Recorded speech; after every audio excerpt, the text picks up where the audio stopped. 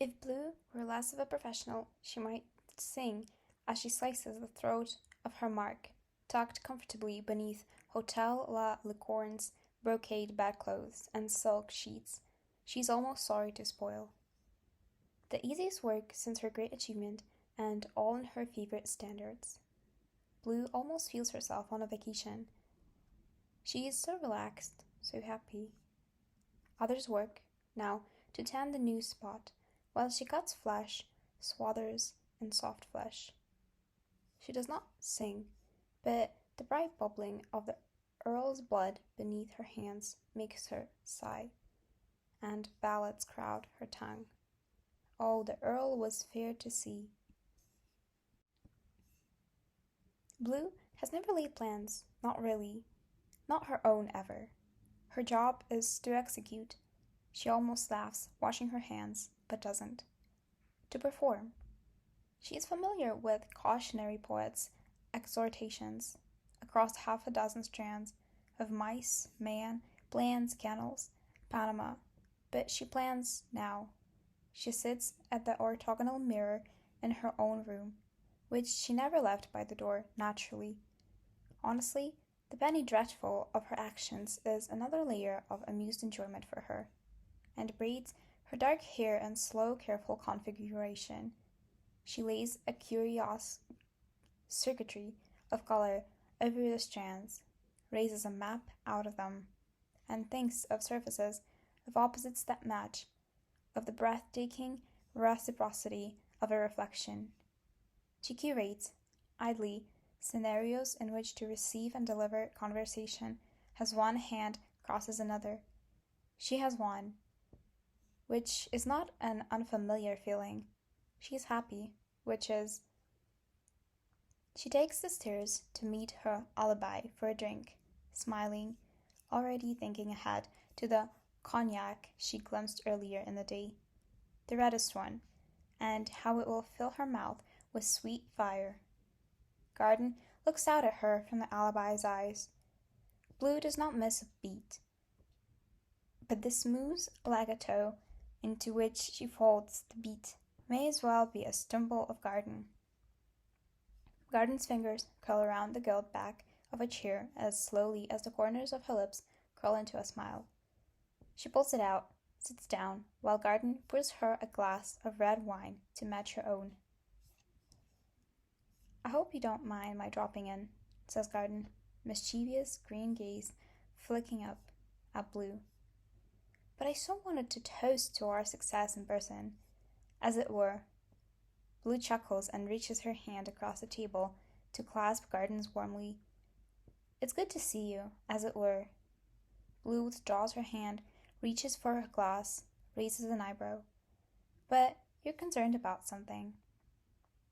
"The toast first." Garden raises her glass. Blue mirrors her. "To lasting success." Their glasses clink. They sip. Blue closes her eyes as she licks color from her lips, obliterates its name even as she coats her tongue with it, listens to the deep velvety green of Garden's voice. "You're in danger," says Garden, in soft, almost apoplectic tones. "I want to put you to bed." Blue opens her eyes and affects a look of mild surprise. "That's very flattering, but I expect a lady to buy me dinner first." Garden's laugh is a rustle of leaves. She leans forward, and Blue feels herself falling into her eyes, tasting the ease they promise, the rest.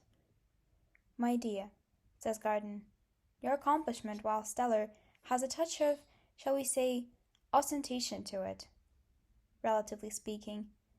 Where your siblings bloom and melt back into me, you—" Garden brushes off a soft thumb along Blue's cheek with a tenderness that draws a tremble from her jawline. "You root in the air my apathy. It's no hard thing to trace the new growth to you, singly. You have always," says Garden, planting the words into Blue's smile like strangler fig. been too fond of singing your work. If Blue were less of a professional, she might have looked stunned. She might have chewed her lip. She might have walled up the inside of herself into a tomb and drowned it in a bog and set the bog on fire in her panic of what and when and how long. Instead, she rakes through Garden's words, look, tone, tills their depth, and turns over nothing but affectionate reproof of long-standing habit. She leans forward, takes Garden's hands and hers again. If you embed me now, she says, steadily, we commit to losing the ground we've gained. More slowly, yes, but it will be a step sideways instead of forward. Keep me in, and we can press this advantage. You must feel it, the difference. We're on the brink of something. Brinks, says Garden, with casual fondness, are traditionally stepped back from. They are also fine places over which to tip one's enemies, says Blue, traditionally. Garden chuckles, and Blue knows she's won. Very well. Once you're done, here, proceed up thread until you meet my sign. Then, 12 strands over, there's a delicate opportunity there. Garden draws her hands back slowly. You are more precious than you know, my tumbleweed. Take care. Then Garden is gone, and Blue makes a dry remark about the strength of the wine as her alibi finds her focus again. Laughs, and the evening dissolves into myth. When Blue checks out the next morning, the concierge looks confused. My apologies, mademoiselle, he says. There has been a mistake with your bill. I will make up another. May I? Says Blue, not trembling, not in knots, gloved hand sure as she reaches for it, ready, seeing the struggle. Smudge in the ink for what it is, disguised as an unlikely decimal point. She reads it while the concierge looks on. Ah, yes, she says, her voice warm and bright. My friend and I enjoyed ourselves a little too well last night, but so fine a champagne would have been a step too far. We are correct. She smiles. We had nothing to celebrate. She crumples and smudges the bill neatly before the concierge can ask for it back, pays the new bill, walks out, and imagines the housekeeper scream in 1 hour's time in place of her own. The groundskeeper burns brush outside. Blue tosses the old bill into the blaze without breaking her stride. Once she's gone, Secret plucks the smoldering bill from the flames and eats it piping hot. Dear Blue, I can't. Fuck. In haste. They know. Not everything. Not yet.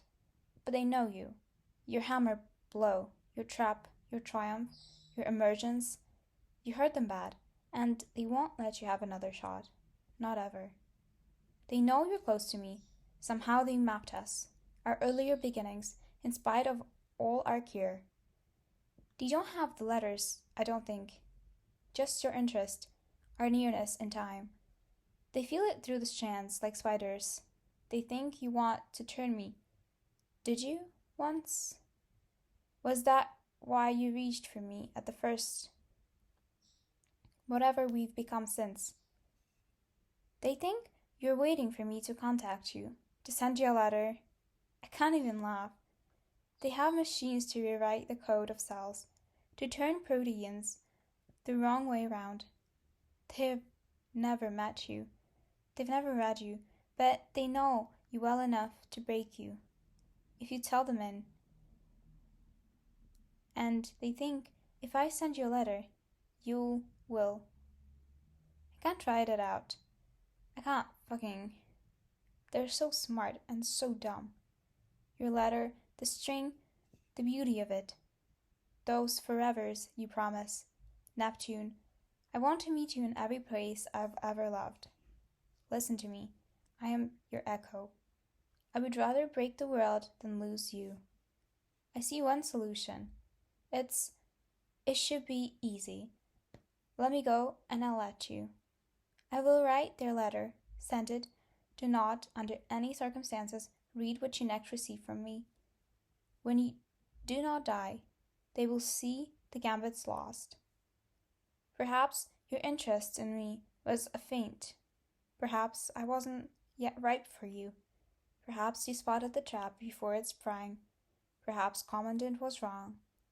She has been wrong before, and so have the machines. Just don't read what I sent to you after this. Don't answer. And we go our separate ways. I hate it. I never hated before like I hate this. With all you are to me, and all you'll always be.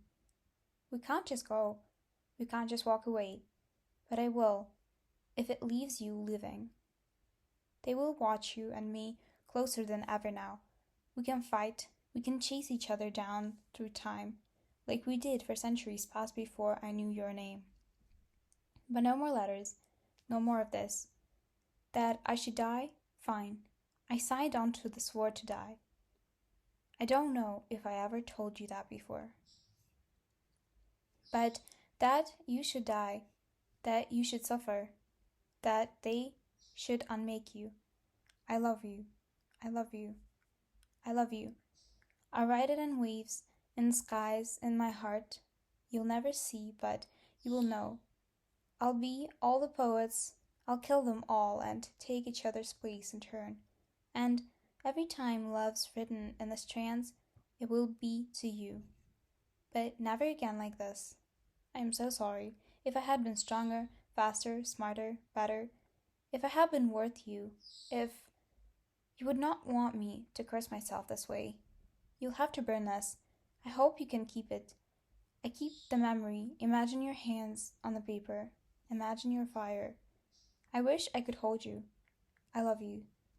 R. Red concords an ending. The work takes longer than she thought.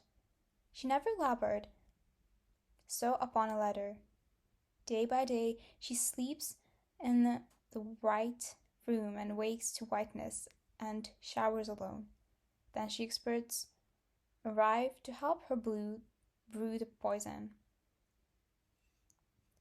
The experts rarely speak, and never with her. They wear decontamination suits with faceplates in the lab, while Red goes barefoot. They arrive in the morning and leave at night. Red stays. She peers behind the faceplates while the experts work, and whenever she can see them, they are beautiful and composed, like a house where no one lives, but where the staff cleans daily. She does not think they always looked so calm. Commandant has hollowed them for this purpose.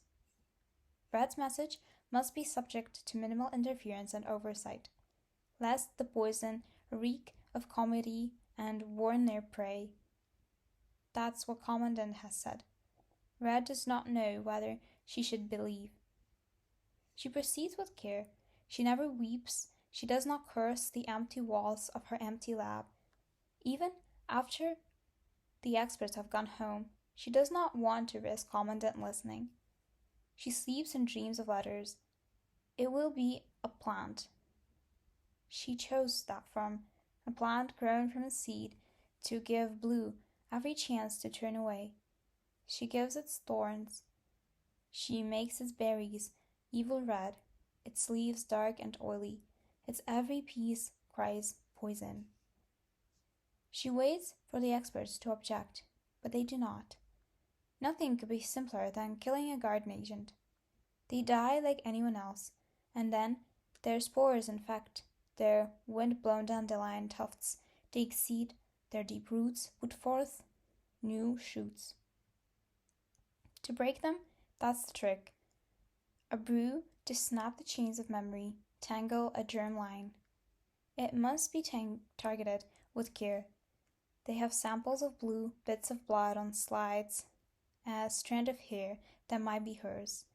before Red can devise a way to steal them. The experts drop them in the pot. This is a letter of death. It will lack meaning to any but the intended recipient. Its killing words will lace through Red's message, hidden until the charm's wound up. Steganography, hidden writing, writing inside other writing. She writes on the first level a simple enough note. The note commandant expects her to write an expression of interest, a temptation, and a dare, not unlike the letter Blue wrote her back then. She thinks, do not read this. She remembers how it felt so long ago to taunt her, to rejoice in victory. Blueberry, blue da be dee, mood indigo. She tries to channel that memory against all that's happened since. She can't. She thinks some time traveler I am. Blue won't fall for this. She will listen. She receives the letter. She will understand. She must. The only future they have is one of bright and together.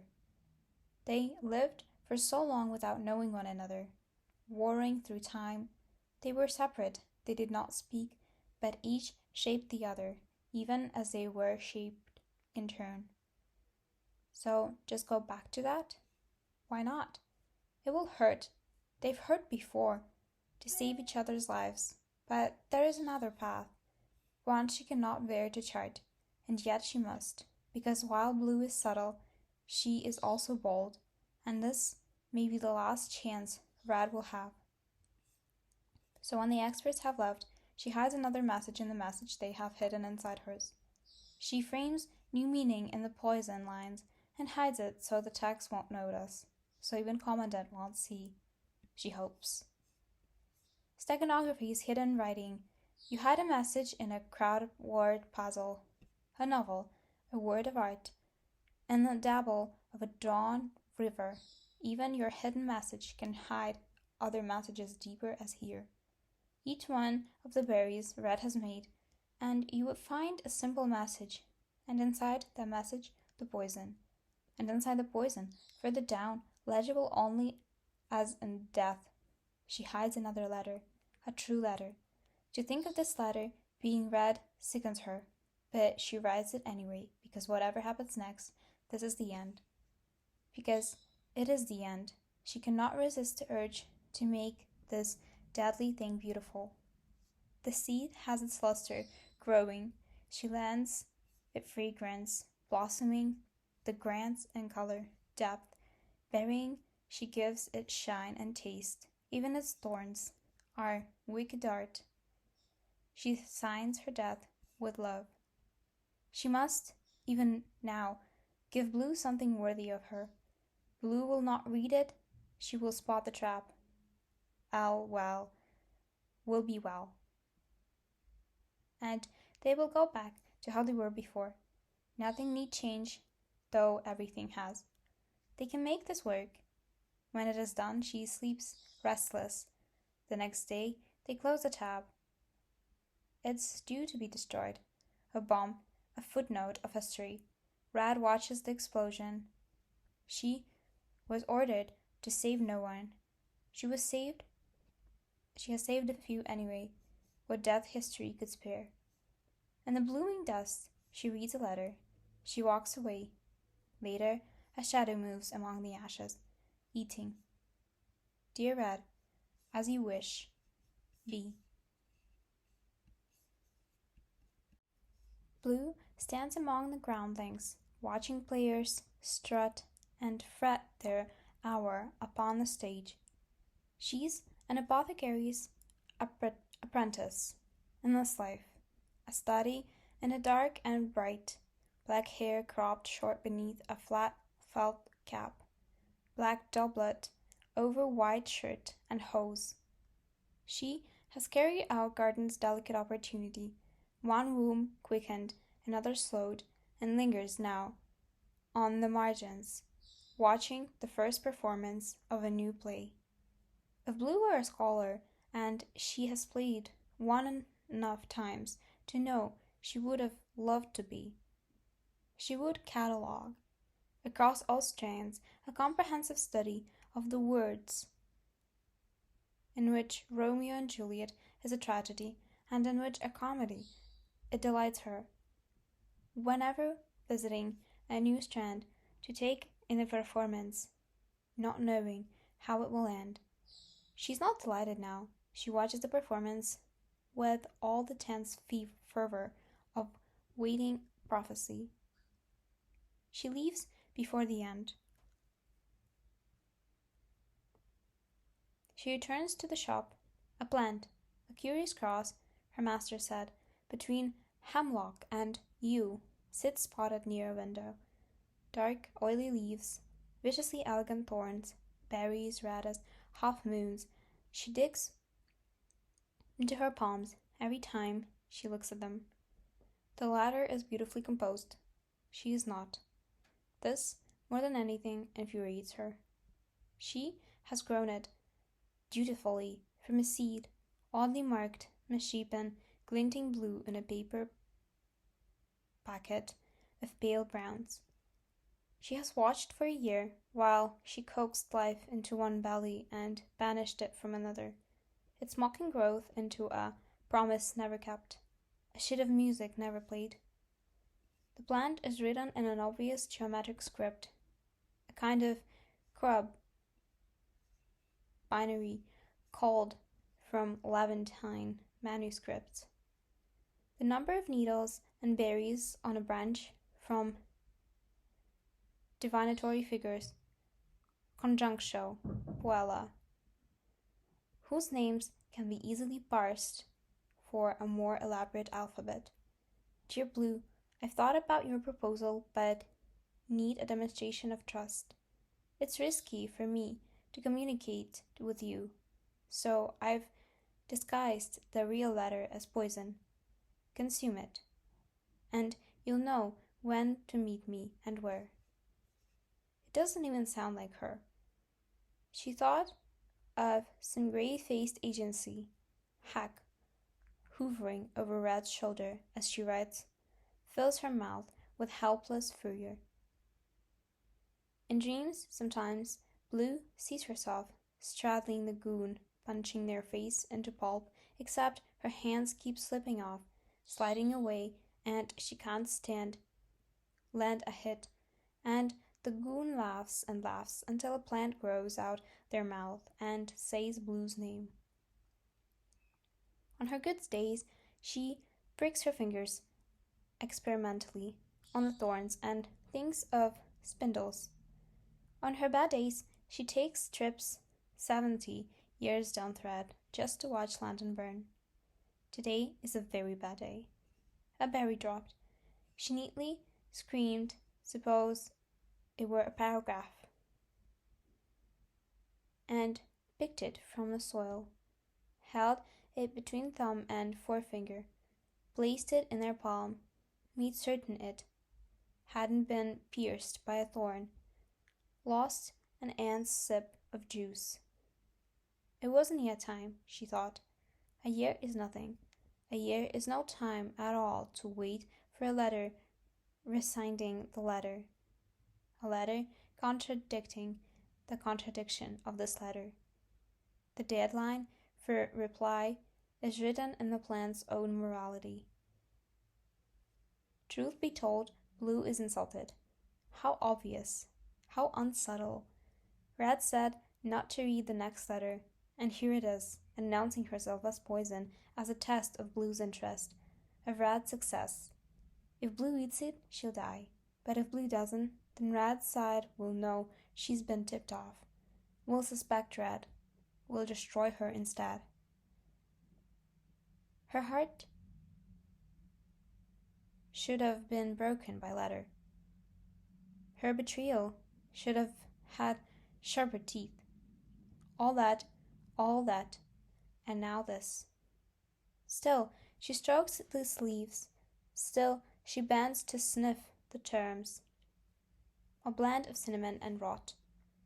She was always going to eat it down to the root.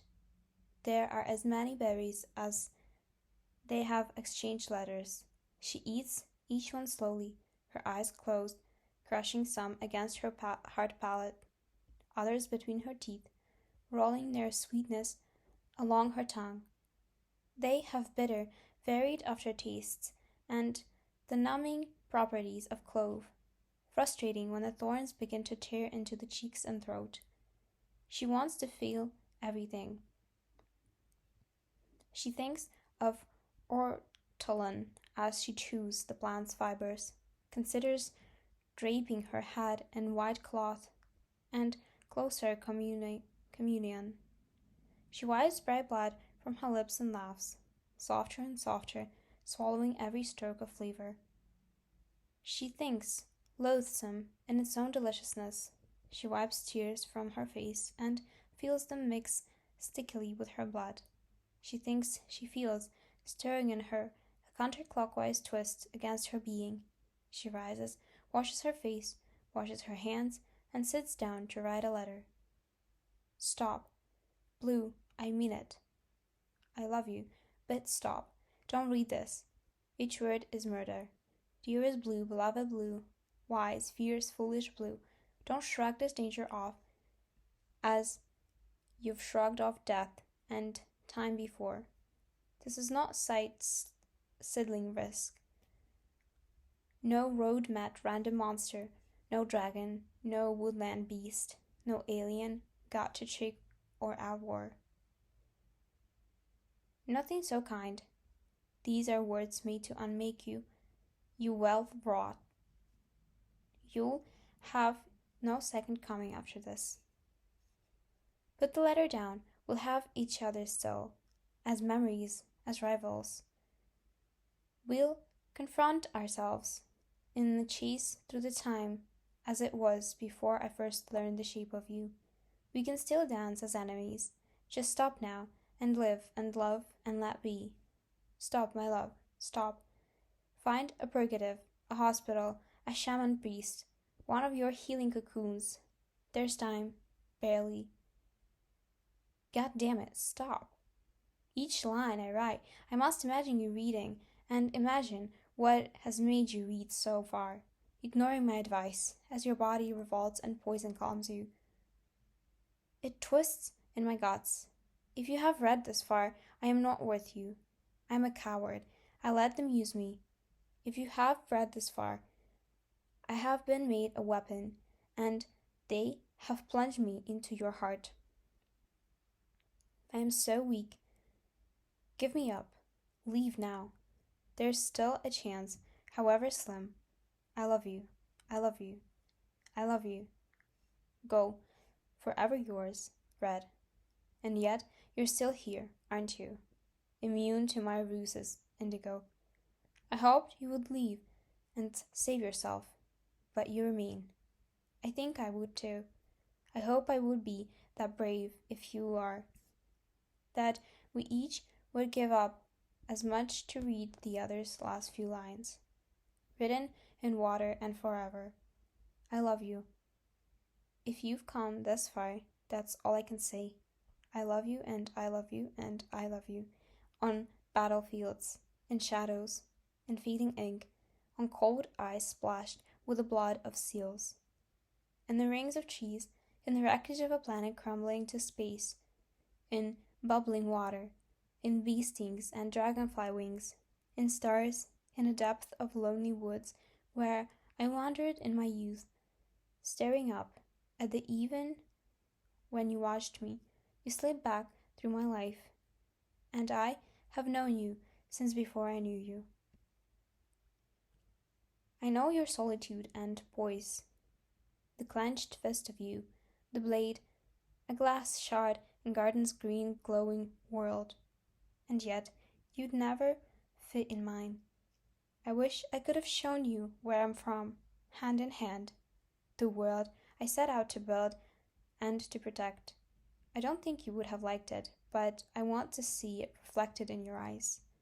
I wish I could have seen your braid, and I wish we could have left all those horror shows behind and found one together for ourselves. That's all I want now. A small place, a dog, green grass, to touch your hand, to run my fingers through your hair. I don't even know how that feels. And I'm sorry. No. If we're this far, if you've been this selfish, I did not mean that. I would have fought you forever. I would have wrestled you through time. I would have turned you and been turned. I would do anything. I have done so much and would have done as much again and more. And yet here I am, a fool, fighting you one last time. And here you are, a fool, reading me one last time, at least in folly. I hope you never read these words. I sicken to write them. I know how it will hurt you to reach this far. It is always too late to say what must be said. I cannot stop you now. I cannot save you. Love is what we have, against time and death, against all the powers raged to crush us down. You gave me so much, a history, a future, a calm that lets me write these words, though I'm breaking. I hope I've given you something in return.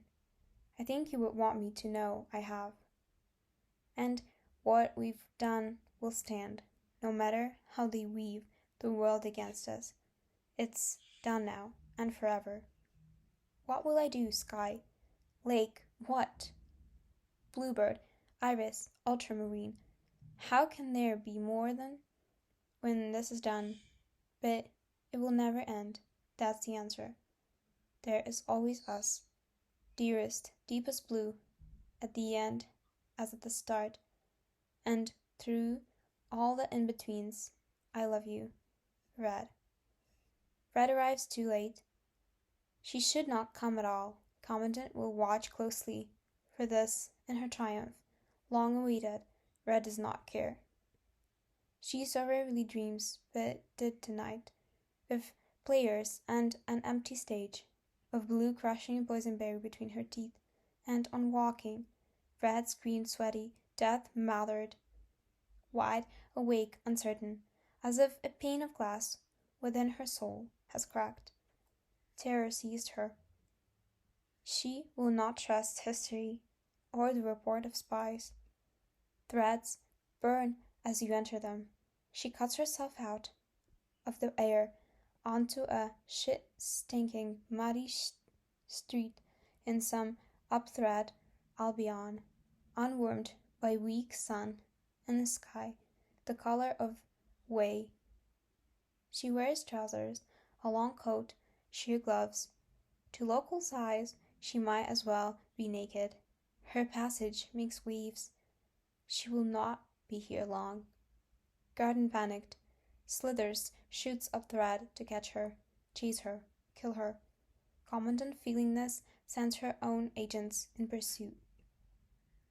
Fuck them.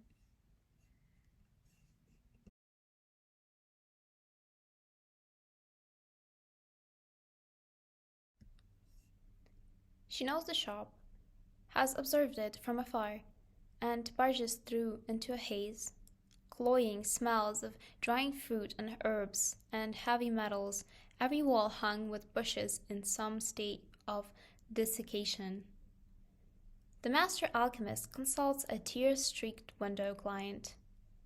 They stare at Red in shock, in fear, and she locks them in place with a gesture of her gloves, climbs the stairs, finds the apprentice's room, knocks once, growls, slaps the door off its hinges. And there she lies, sprawled upon the bed. She might be asleep, wrapped in sunlight, but she's not. Blood has congealed already. Red wanted to poison, to be painless, but Garden's people, Blues, hold to life, and breaking that hold takes savagery. Blue fought too. Red can't bear to think the word die. At first, but that's hypocrisy. This is her fault. The least she can do is own it. Start again. Blue fought to die composed. Red only sees the pain because she knows to look for it, and knows, too, how Blue looks when she's hiding something. The face still, the jaw clenched, lips softly parted. The chest does not rise or fall. The eyelids parted, whites visible and shot through the blood. One hand clasps a letter to her breast. On the letter, Red's name, her real name. Blue should not know it, but then Blue never claimed not to know. A final confession, a final taunt. The letter is sealed, the sky should crack. The world is hollow, its many braids chewing gum snarls of nonsense. Let them die. Red falls to her knees by the bed. She runs her hand through Blue's hair and grips it between her fingers, and it does not feel the way she imagined. And that is the last sick joke. She clutches it and feels the skull, and the stillness, and lets her own sobs choke her into silence. The sky changes color outside the window. Vines sprout from dead floorboards. Alarms are ringing in the ordered garden and through the agency's cold holes. Agents exposed, endangered, dead. Monsters climb up thread to find her, kill her, save her. She clutches Blue and feels her cold and stiff. The world trembles, and the sky, darkness, garden may burn this whole strand rather than let its infection descend. But by some coward's instinct, as the sky goes black and the screams begin outside, Red grabs a ladder and runs. She is fast and fierce, and unlike her pursuers, she does not care if she never finds her way home again. She slips from thread to thread. Cities bloom and decay around her. Stars die. Continents shift. Everything starts, and everything fails. She finds herself on a cliff at the world's end. Mushroom clouds flower on the horizon as some remnant of man wipes itself out. Her hands shake as they raise the letter. The seal is a blot, a dot, an ending. It laughs at her, red as a hungry. And she wants teeth to crouch beneath. A cave, and that is a mouth where she can hide and be eaten and swallowed and gone. This is the last of it. Blue should have listened. She should have run. How could she die like this? How could she die at all? The tears of anger in them at first, but anger burns out fast. Tears stay. She slides her finger beneath a flap and pulls. The seal breaks as easy as a spine. She reads. Around her the world burns. Plants wither. The waves wash carcasses ashore. Red screams at the sky. She calls beings in which she does not believe to account. She wants there to be a god, so she can curse her. She reads again. Radiation wind blows through her. Written organs wake to keep her alive. A shadow stands behind her. Red turns and looks. She has never seen the seeker before. Her shadow. Even now she sees only outline, distortion. Crystal slipped into a clear river. And a hand outstretched. No agency creature after all. And no garden thing either. This should be a mystery, an unveiling of secrets, an answer. What does it matter, she thinks. What does any of it matter? She presses the ladder into that glassy, reaching hand and steps off the cliff. She holds her to her despair as rocks streak past and other rocks approach, and the skies a ruin of bombs. But at the last breath before impact she breaks. This is too good for her, too easy, too quick. Blue wouldn't grace her with a death this clean, and she's always been a coward. Weeping, cursing, broken. A hair's breadth from the rocks, she slips away into the past. Oh, Red, the twist of you and me, the wreath. You're a weep uncoiling in my veins, and I write between the rearing and a snap. Of course I write to you. Of course I ate your words. I will try to compose myself, to order myself into something you can read. I fall to paper and quail because there is no time now to do anything else, and it is a luxury in its own way to do this. To write in plain sight, to write to the rhythm of what I feel happening. It's fascinating in its own way. It's everything I wanted from the enemy. I wish you could hear me clap. Brava, my pomegranate. Well done. 9 out of 10. I reserve a point always to encourage reach exceeding grasp. The ache in the back teeth is an interesting touch. I've been through the cold sweats, and now I think my hands are starting to shake, so I pray you'll forgive the flaws in penmanship. You should read your triumph in them. I was disappointed at first, the obviousness of the double bluff. Methou, you did protest too much. But it worked, after all. I bit your poisoned apple. There'll be no glass coffin for me. All your shift could ever have been, and certainly no necrophilic prince to tumble me into a different story. You'd have made such a splendid agent for outside. Truly, if anything saddens me in this, it's the waste of you. Sweet and safe in cold, sharp places that won't thrill to pierce your skin. The needle sinks and spirals through its grooves. I spurt anachronisms as I went down. It's good to feel this in common and with the universe, somehow. I never died but once. That once I told you of, and it was quite a different thing. Strange how being erased can bring one in line with a greater narrative. I love you. That was true. With what's left of me, I can't help but love you still. This is how you win, Red. A long game, a subtle hand played well. You played me like a symphony, and I hope you won't mind my feeling a little proud of you for such a magnificent betrayal. I see you, now, as the red hourglass on the black window's back, measuring out my life in cooling blood. I imagine you coming upon whatever will be left of my body, spinning your nana shrouds to break, learn, consume my remains. I expect it to be exhaustingly tidy, boring even. I certainly hope I'll be dead by then. The pain truly is exhausting. It's wonderful, really. Is this what it's like not to feel hungry anymore?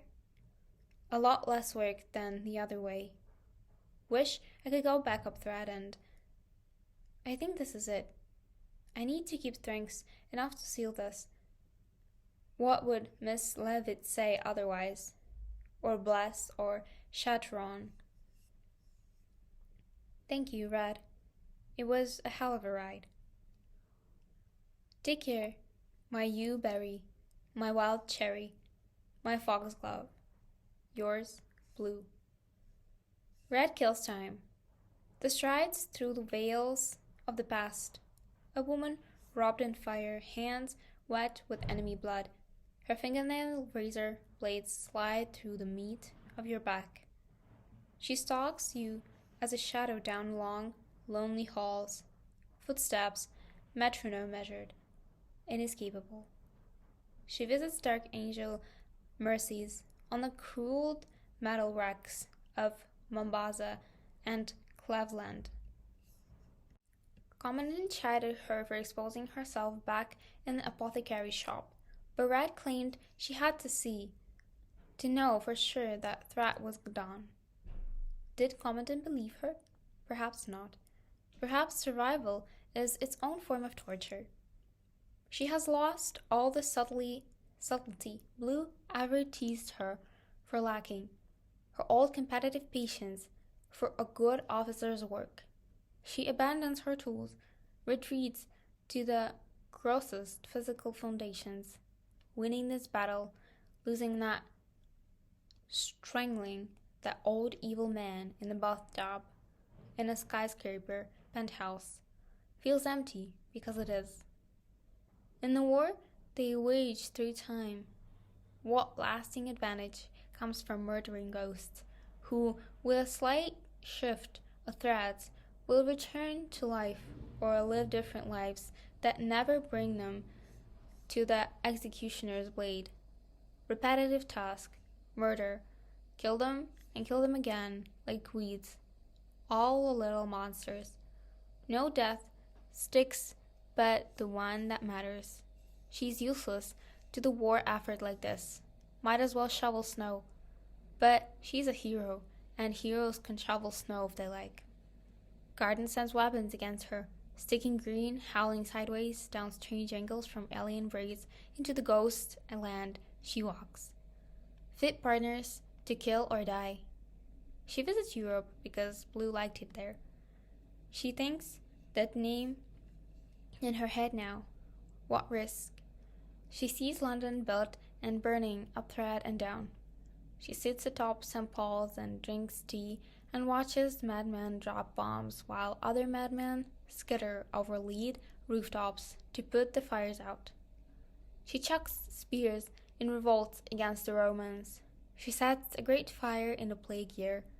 In another thread, she puts that fire out. She leads a mob to her. She walks horror-stricken streets while Blake scribbles apocalypses upstairs. The tube still runs, in some threads. Along others the city falls to robots or riot or is merely abandoned. All that beloved history a cast-off shell for being who stride good-like skyward. And she rides it, rustling, empty, in circles, smelling a rot she cannot place. Coward, the rails call her. Small, used fighting now. Coward to continue, and coward to seek an end. Even an immortal can only ride the circle line so long. She wanders dripping tunnels, paced by swarms of scuttling, sentient rats. They stink and hiss, their tails slither over brick, and she wishes they would fight her. They are not so foolish, or else they are cruel. She collapses to her knees, and the red tide crosses over her. Whiskers sharp against her cheeks, tails curl around her ears, and when the tide passes, she's crying again, and though she never had a mother, she thinks she knows what a moth, hers, touch would feel like. She remembers sun, she remembers sky. Red cannot stay below forever. She does not know why she chooses the situation she does, but she leaves the tracks and climbs. She will see the city one last time, and then, even composed, certain she cannot frame the then. She stops, her hand on the banister, overcome by not those old French stairway spirits, but the other ones that whisper in your ear as you climb to a familiar room. That if you knock, if the door is opened, your world will change. After a long time she realizes she has been staring at a mural, a copy of an old painting made to advertise museum long since burned to ash.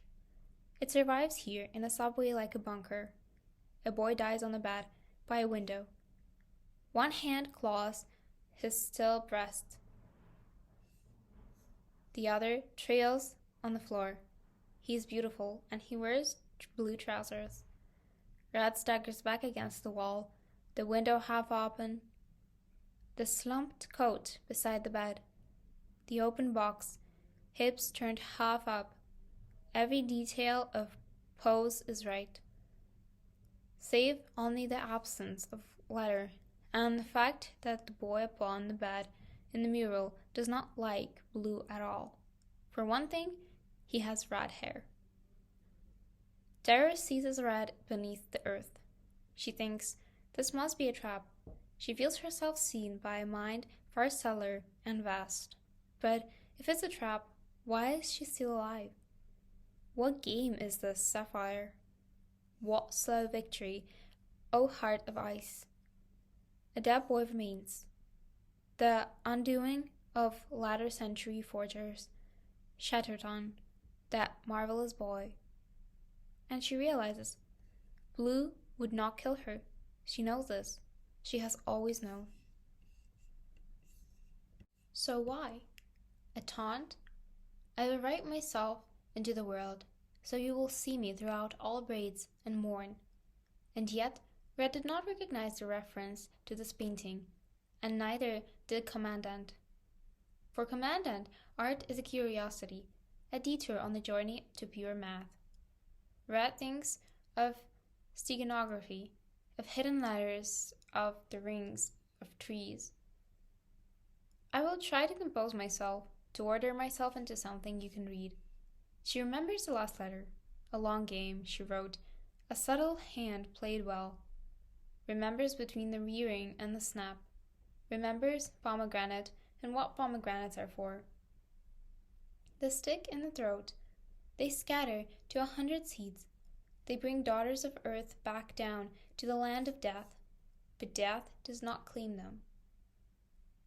What is this but a small mind's deluded fantasy?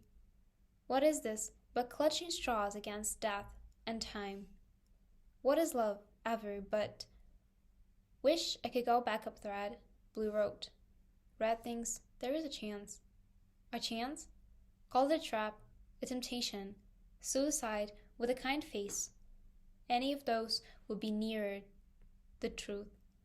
All the supposing Blue even sent this message, that Red has not manufactured it, groping in despair for meaning in broken images the next braid's twist will wash away.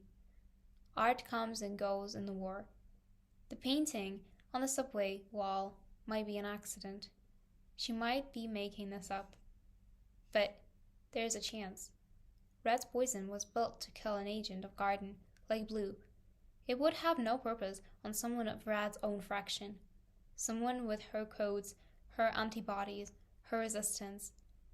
Garden shelters its agents while they grow in embedded crushes, ringed with traps. Blue almost died in her childhood crochet, cut off, warped. There is a hole in her mind as a result, and every hole is an opening. Red has no hope of nearing that crochet as she is. Garden admits only its own. Blue as herself cannot survive. Red as herself cannot reach her. But they have sprinkled bits of themselves through time, ink and ingenuity, flakes of skin on paper, bits of pollen, blood, oil, down a goose's heart. Rocks laid on ladder avon lashes. If you want to change a plant, start from its root. The plan she's forming offers more ways to die than she can count, and to suffer on the way. If Commandant finds her, she'll hurt long and slow and die babbling hallucinations. If Garden does, she'll be shelled, filleted, and flayed, her mind curled against herself. Her fingers snapped and braided. Her other side has no more compassion than Red's. She'll have to follow a trail she and Blue rubbed out even as they left it, dodge her foes and former fellows, and then, at the last, walk into the enemy's embrace. In her peak form, there would be no certainty of success. The decision forms like a jewel in her stomach. Hope may be a dream, but she will fight to make it real. She reaches up to touch the dead man's hand upon the wall. Then she climbs and goes seeking. Red's no fool. She starts the whole desperate play with autosurgery. She pierces herself with a thin blade bought in 13th century Toledo, breaks the obvious tracking systems. Commandant may yet trace her as she climbs and descends history's braid, but that takes time. And Rad moves fast. The first letter's easy. They didn't know they were being watched yet, of course. The only rough precautions taken.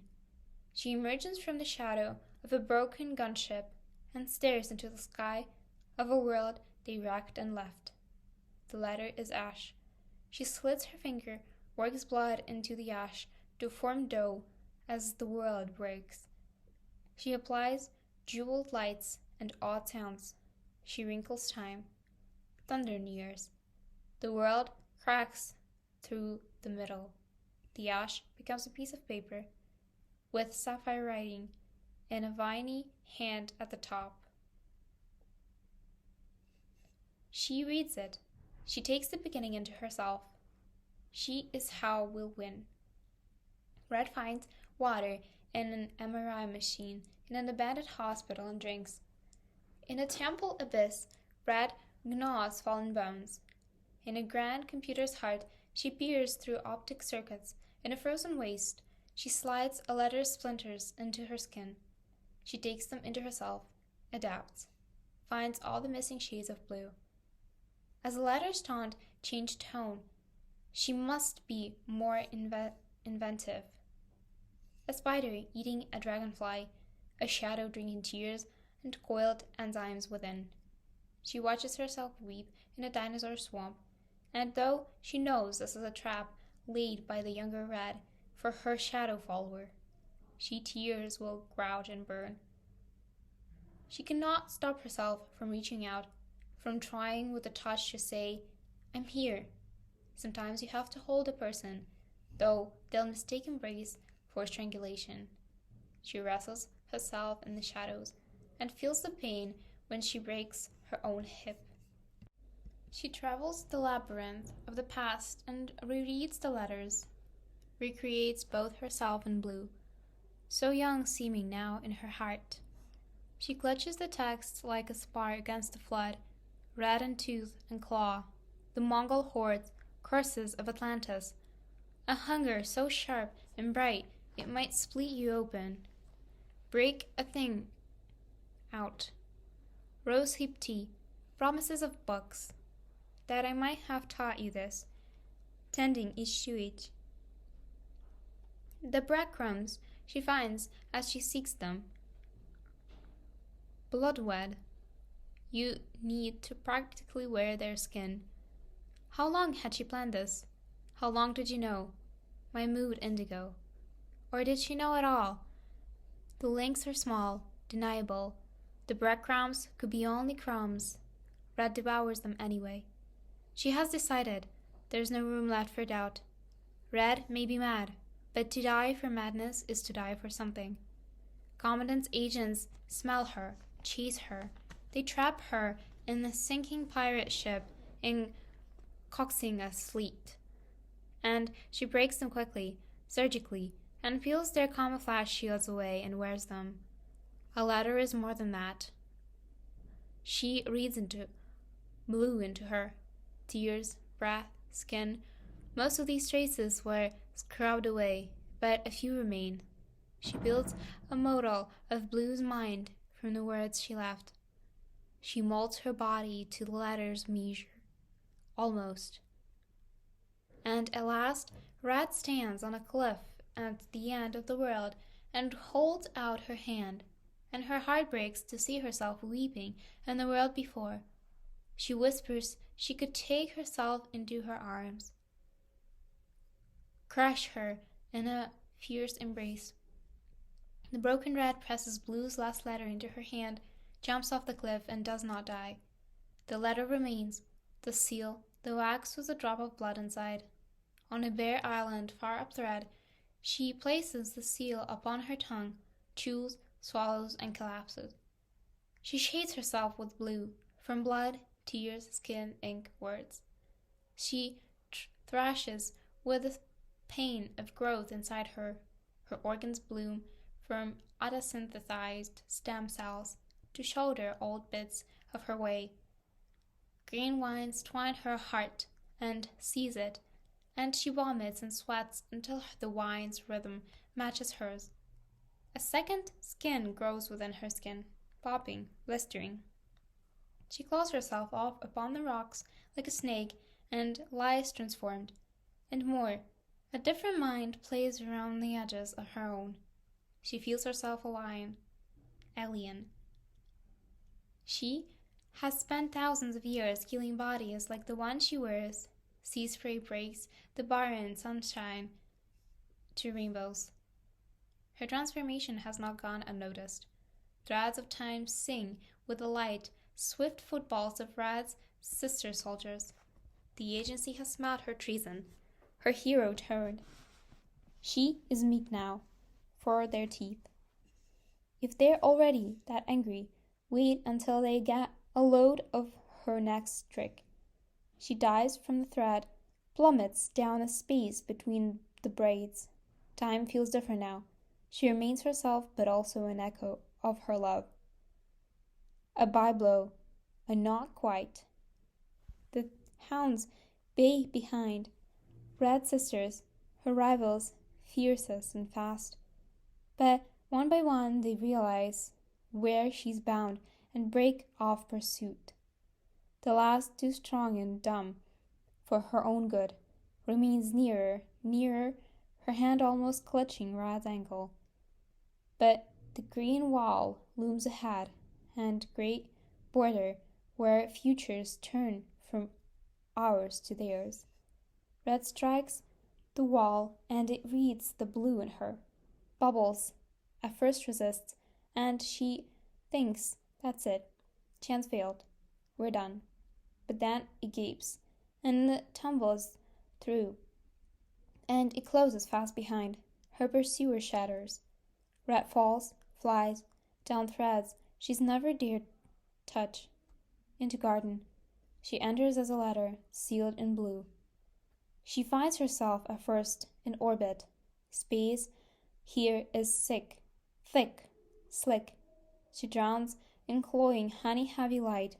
Her passage through vacuum feels like sliding over meat. The cold touches her new skin, but does not burn. Her lungs lack air, but she does not need to breathe. Far away and too near shines a sun. That is an eye with a great hourglass pupil, like a goat sweeping space for weaknesses to improve, exploit. All the stars are eyes here, always seeking. Rad's prophets rail against an indifferent universe. Here, in Garden's domain, all the vast worlds care. The planet she circles has outlived its youthfulness. She knows. The new organs tell her.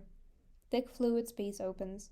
Green taproots descend from its gaps, wrap the globe, and with a gentle pruner's strength crumble it to dirt, drawing life from the fragments until only ash remains.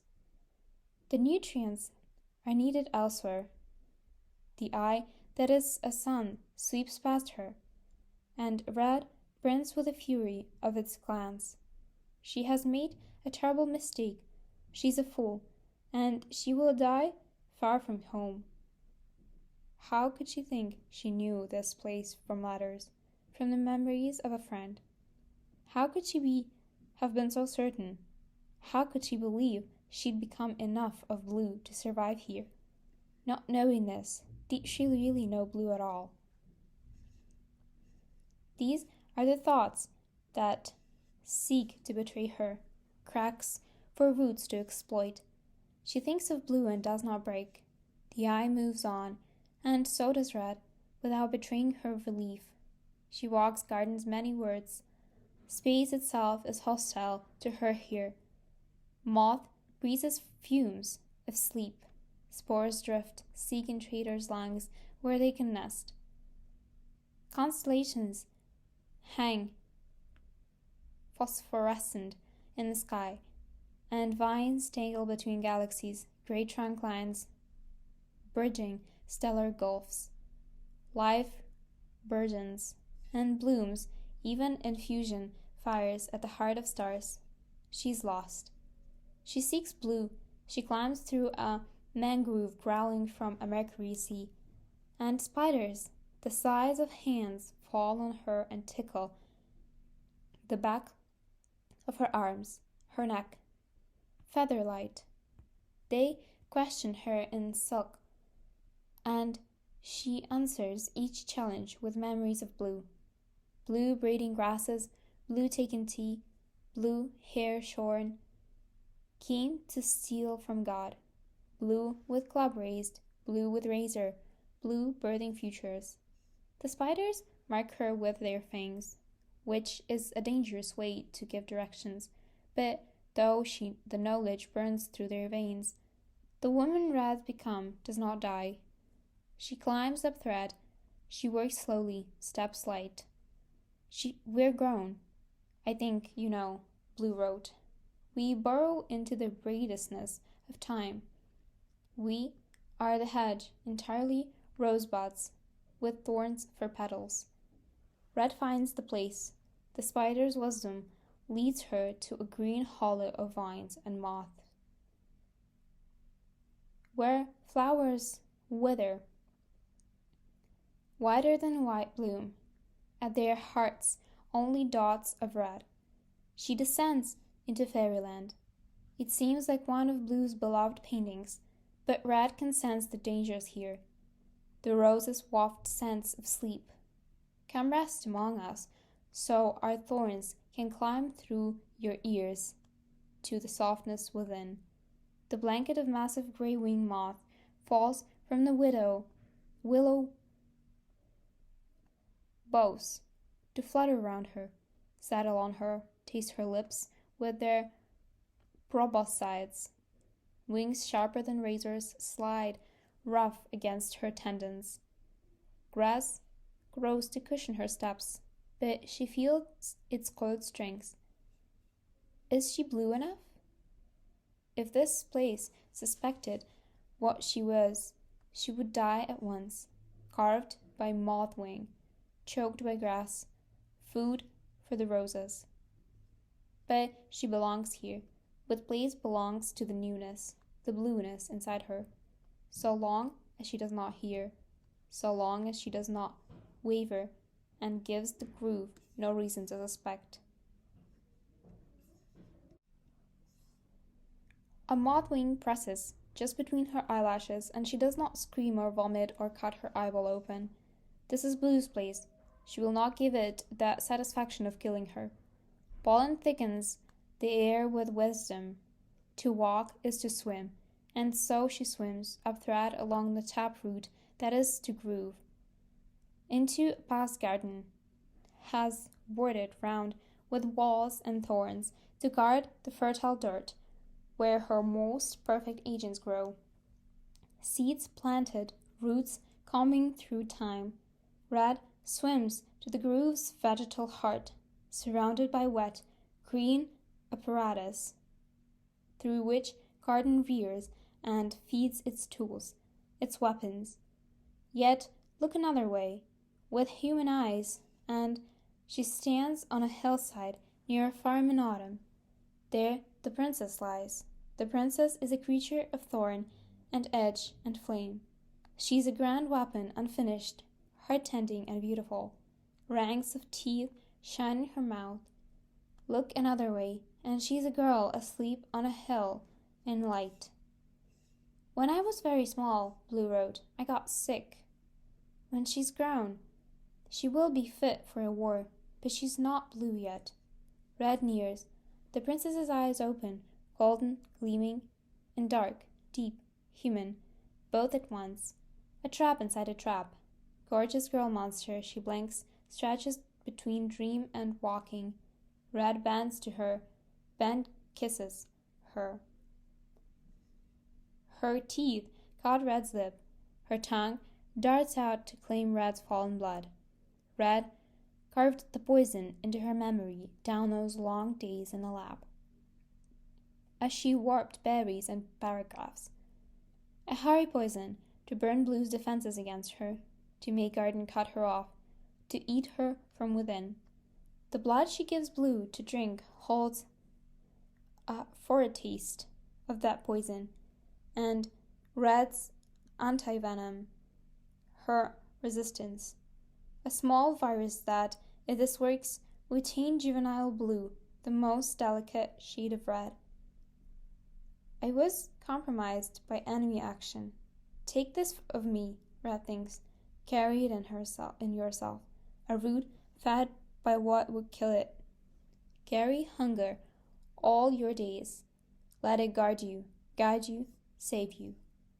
So that when the world and Garden and I think you're dead, some part of you will wake, live, remember, if this works.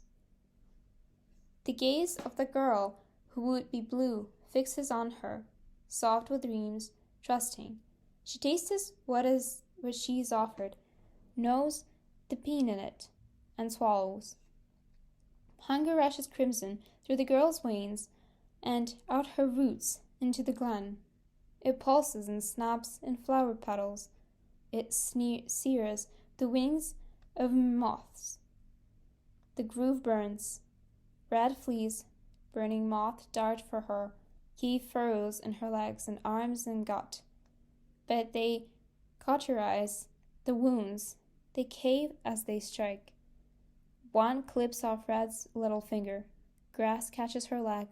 Ungloved skin from the section of her right calf, with the grass too, shrivels with hunger, and Red lurches out, bleeding, and gropes up Red towards home she has betrayed, towards safety that is no longer safe. But she does not know where else to go. The slick, heavy weight of space is no longer. Anger tenses the skin of words. Eyes are stars, seek a traitor. Garden chases her. Red is swift, clever, mighty, and in pain. Free of the grove, subtlety no longer needed. She deploys her armor, her weapons, and makes it a running fight. Suffice to say, this does not go well. The stars that are eyes pin her between possibilities. She wrestles giant taproons in the void, tearing herself free. She loses armor, bones, fingers, and teeth. She calls upon her last secret engines of war, burns the taproots, blinds the eyes. Stars collapse and explode at once, and Red falls through a gap in words as into a mouth.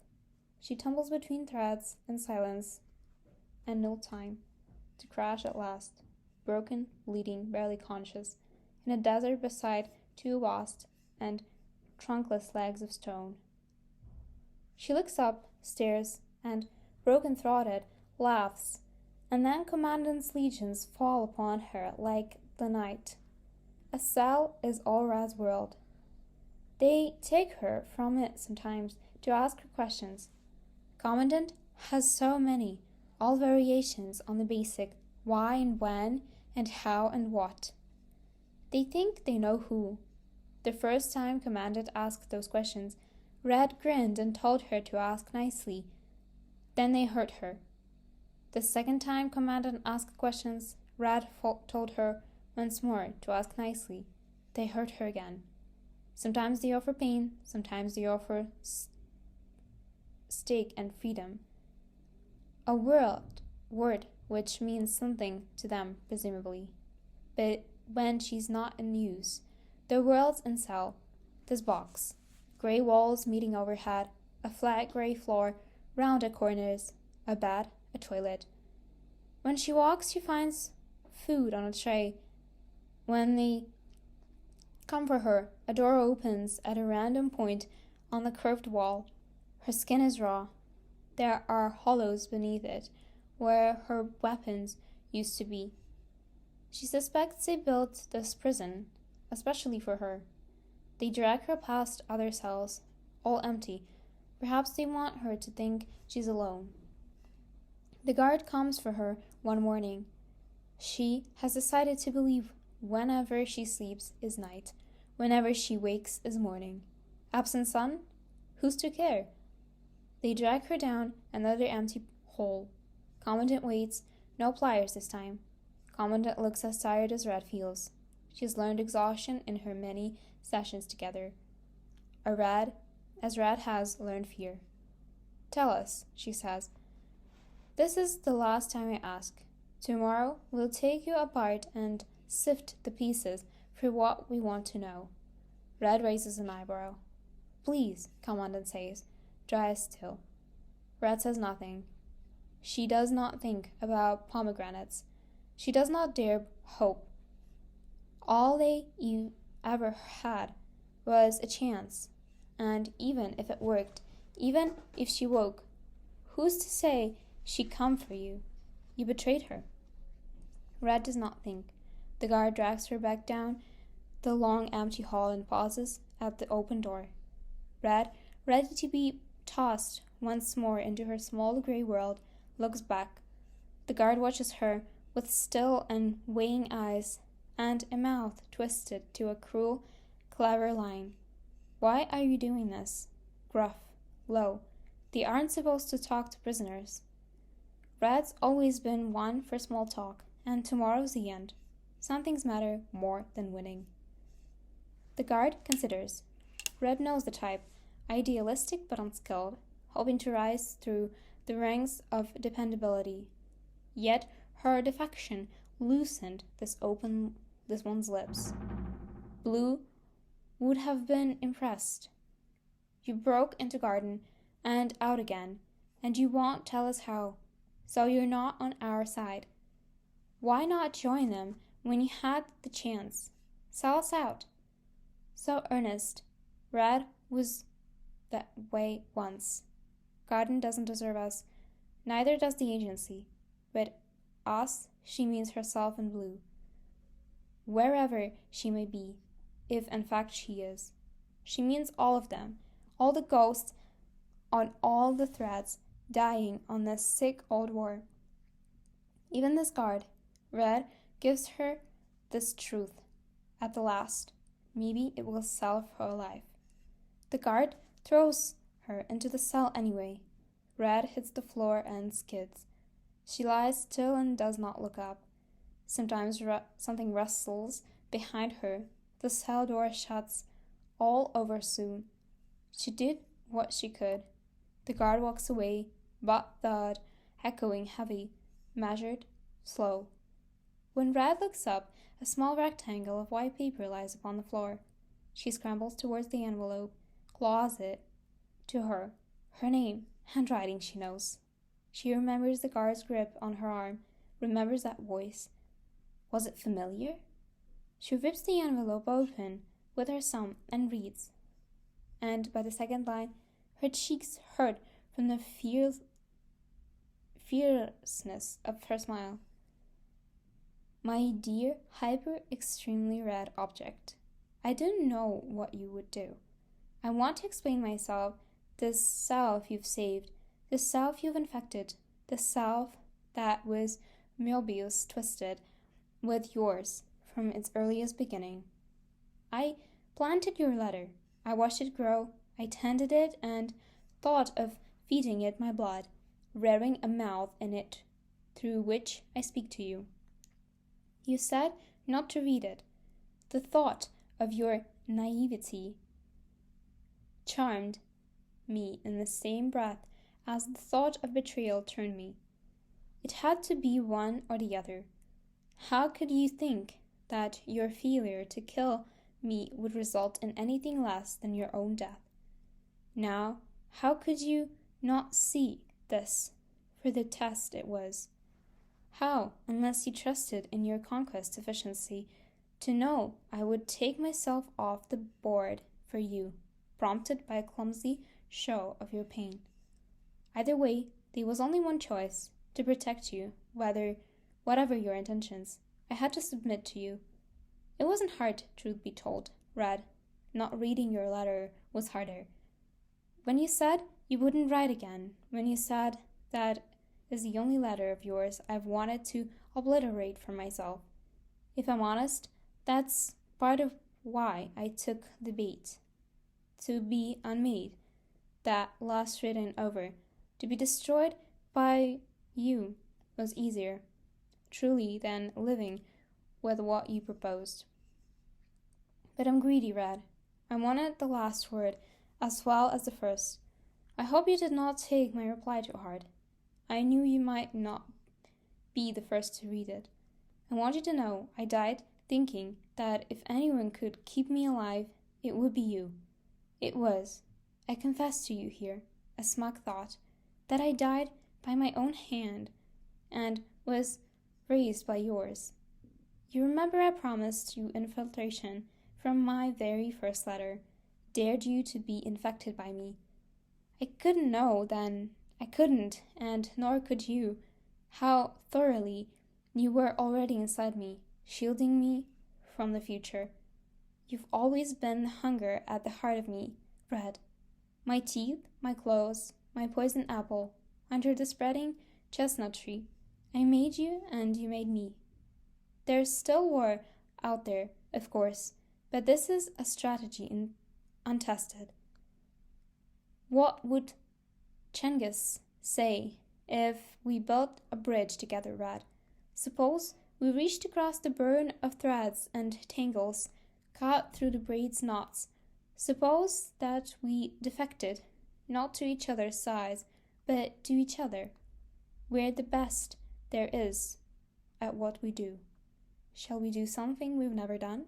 Shall we pick and twist and play the braid until it yields us a place-down thread, back the fork of our shifts into a double helix around our base pair?